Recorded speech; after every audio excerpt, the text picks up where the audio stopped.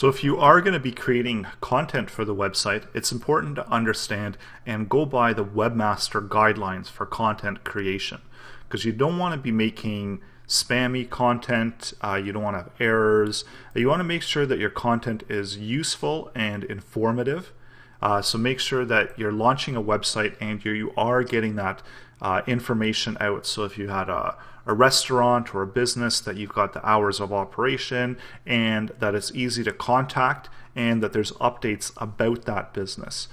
So the more valuable and more useful it is, the better your site will rank. And credibility is also important. So when you do go to create that content, make sure that that content is credible, it's high quality, and most importantly that that's engaging content. Also, make sure that you go over to the Webmaster Guidelines here and just quickly read over all of this information, just to make sure that you do understand what's good, what's quality, what's to avoid, what techniques to avoid. And a lot of these techniques, these are just over the years, just different ways people have tried to game the system.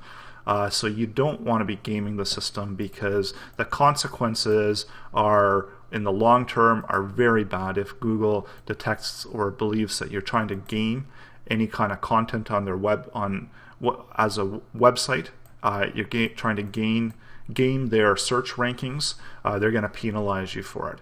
So always make sure that you've got these basic principles. Make it for users, not for search engines. Don't deceive your users. Avoid tricks, and think about what's going to make your website unique, valuable, and engaging. So make sure you do read through these guidelines if you are going to be creating the content of the website. And also there's some information here on technical guidelines, and this will help with SEO, such as it gives you a better understanding of what Google's looking for and how they're indexing the website. Because again, if you are creating that content online, you want to make sure that it's found, and that's why SEO is important. So things like a sitemap and just overall setting up these using these guidelines is going to be a good starting point for web development. And there's also a bunch of tools that are going to be really useful. So one of them is analytics. So if you have a Google account, it's very easy to sign up. Just go to Google Analytics and sign up for an account there and add in your website. And this would give you a whole bunch of information. This is, again, it's free, provided by Google, and it gives you a whole bunch of information on what's happening on your website. You can really dig down into the website and how people are converting and how people are using the website.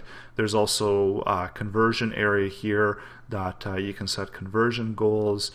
You've got your audience information here. You've got some real-time information, intelligence events, and just a whole bunch of great information to really help you work with your website and optimize it. So this is really a must-have tool for the reporting. And when we did set up our initial structure of the website, we did have this where it had the analytics that was placed into it. So when we go down here, we see that this is the analytics code. So all you really have to do is just place this on your website, replace the UA, which is the analytics ID. So they're all going to start with UA, and then it's going to be a number. So pull out that analytics ID number for the website, and you can place that within that code, and that's going to begin tracking. So that's all you have to do. Just copy out your ID number for the website, and from there you can track over the code.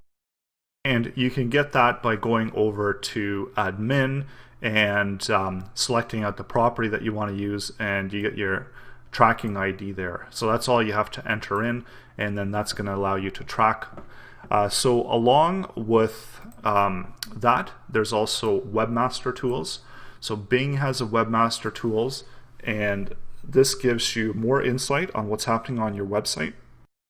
It also gives you some information about keywords, traffic, and a whole bunch more information. And also Google has Webmaster Tools, so you can access that as well. And again, that's going to give you some insights about what people are using, what keywords people are using, if there's any errors or problems with your site. That's all going to be included within these Webmaster tools. So again, these are going to be really good resources to have and to be able to use to really improve your web experience and web design experience. So make sure you set these up so you can easily place them on your website before you begin developing it, so you can get that content coming in.